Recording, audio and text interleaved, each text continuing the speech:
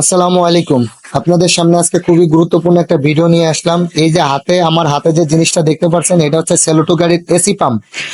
এই এসি পাম্পে প্রচন্ড লেভেলের ময়লা জমছে। আমার হাতে যে নিচে যে কড়াই আছে দেখতে পাচ্ছেন, কড়ার মধ্যে অনেক ময়লা।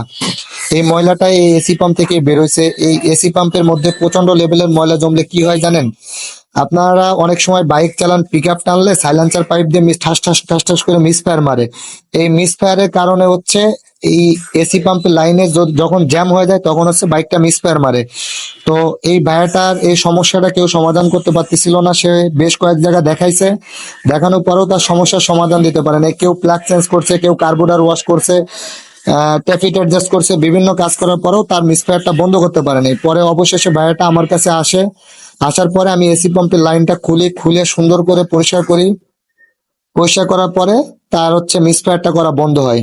তো আপনাদেরও যদি এই টাইপের কোনো সমস্যা থেকে থাকে যে পিক আপ বাড়ায় ছাড়লে যদি মিসফায়ার করে, তাহলে মনে করবেন যে আপনাদের এসি পাম্পের প্রবলেম আছে। এসি পাম্পটা সুন্দর করে খুলে পরিষ্কার করবেন।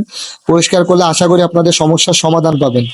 আর যদি এটা একেবারে নষ্ট হয়ে যায় তাহলে তো আর কিছু করার নেই। একদম নষ্ট হয়ে গেলে এটা আপনাকে চেঞ্জই করতে হবে, কারণ এটার মধ্যে অনেক প্লাস্টিকের গার্ড আছে। অনেক সময় খোলার সময় যদি খেয়াল না করেন ঠিকঠাক মতো, তাহলে এই গার্ডগুলো যদি ভেঙে যায় তাহলে এটা আর আপনার কাজ করবে না। তখন এটা অবশ্যই চেঞ্জ করতে হবে। চেঞ্জ করা